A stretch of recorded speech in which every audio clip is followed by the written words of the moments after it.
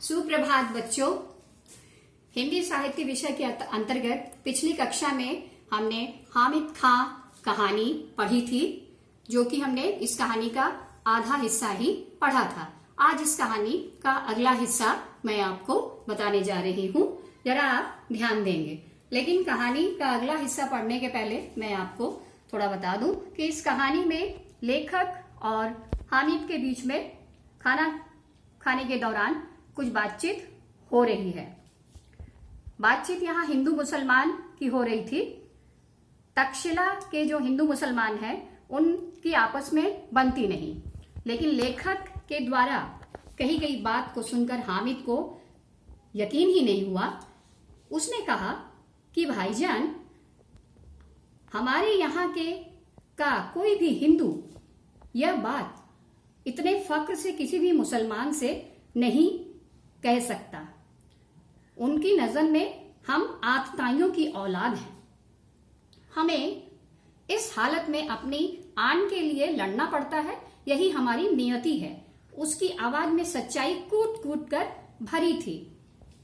लेखक उससे पूछता है, आपका शुभ नाम? हामिद खां। वो जो चारपाई पर बैठे हैं वो मेरे अब्बाजान है। अच्छा, अब आप 10 मिनट तक इंतजार कीजिए, सालन अभी पक रहा है। हामिद ने यह बात लेखक से कही। लेखक इंतजार करने लगा। अब हामिद ने आंगन में एक लड़का था, उसे आवाज दी, जिसका नाम था अब्दुल। जो वह लड़का चटाई बिछाकर लाल मिर्च सुखा रहा था। हामिद ने उस लड़के को पश्तो भाषा में कुछ आदेश दिया। वह लड़का दौड़ता हुआ दुकान के पिछवाड़े की तरफ चला गया। हामिद कहता है लेखक से, भाईजान, ये जो दुनिया है ना, इसमें जालिम भरे पड़े हैं और इस जालिम दुनिया में शैतान भी लुक छिप कर चलता है। किसी से भी मोहब्बत अगर पानी हो, किसी का प्यार पाना हो, तो उस पर धौंस जमाकर या उसे मजबूर करके हम उसका प्यार नहीं खरीद सकते। आप में मोहब्बत है, आप मोहब्बत के नाते ही मेरे इस होटल में खाना खाने चले आए हैं। काश हिंदू और मुसलमान आपस में मोहब्बत करते तो कितना अच्छा होता। हामिद ने यह लेखक से कहा। अब्दुल, जो दुकान के पिछवाड़े की ओर गया था, वह एक थाली में चावल डालकर लेखक के सामने रख गया।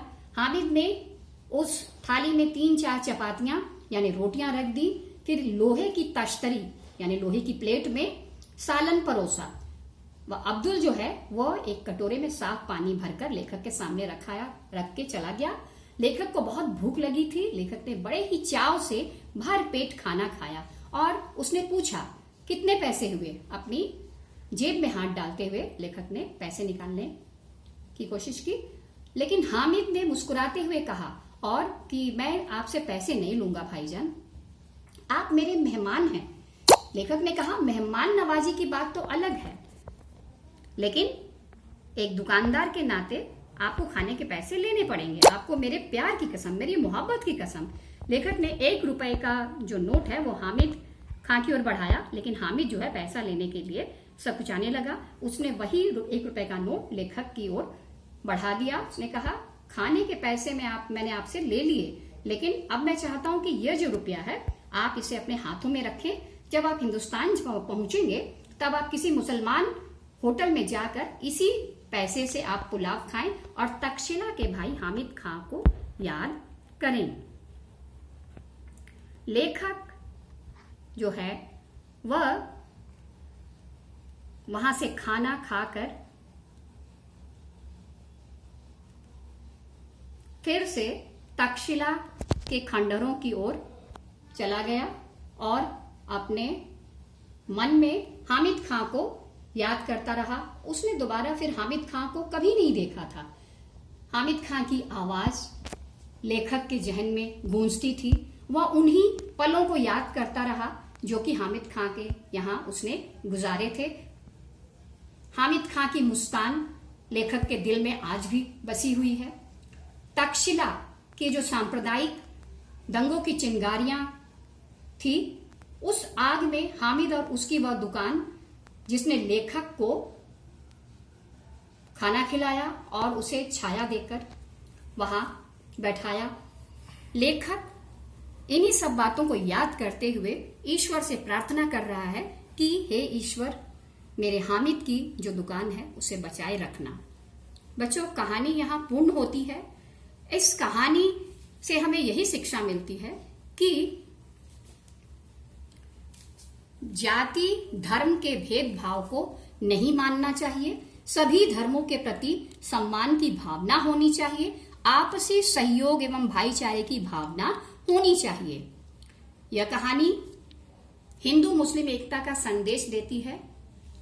हमारे भारत में हिंदू मुसलमान सब मिलकर रहते हैं। बच्चों, अब इसके शब्दार्थ जरा देखें। मुल्क, देश, यकीन, विश्वास, फक्र, गर्व, नियति, किस्मत, आतताई, दुष्ट, चपाती, रोटी, अब्बाजान, पिताजी, सालन, सब्जी।